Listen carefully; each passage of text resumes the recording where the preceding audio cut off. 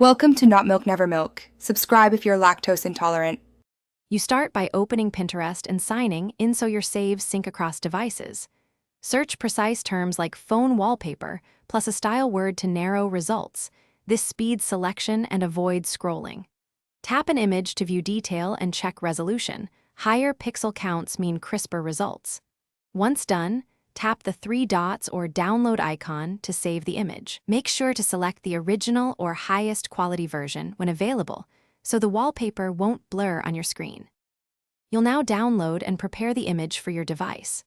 After saving, open it in your gallery editor or a cropping app and set the correct aspect ratio for your screen.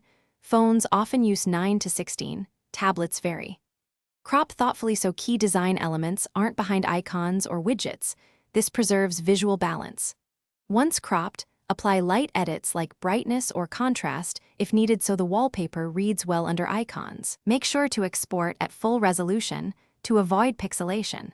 You finish by setting the image as your home or lock screen wallpaper. Long press the home screen or go through settings, choose positioning, and preview to confirm icons won't obscure the focal point.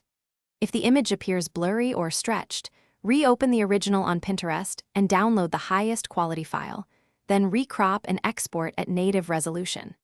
If permissions block downloads, make sure Pinterest has storage permission in system settings. That single fix resolves most display issues. Thanks for watching. If this was helpful, leave a like and consider subscribing. See you next time.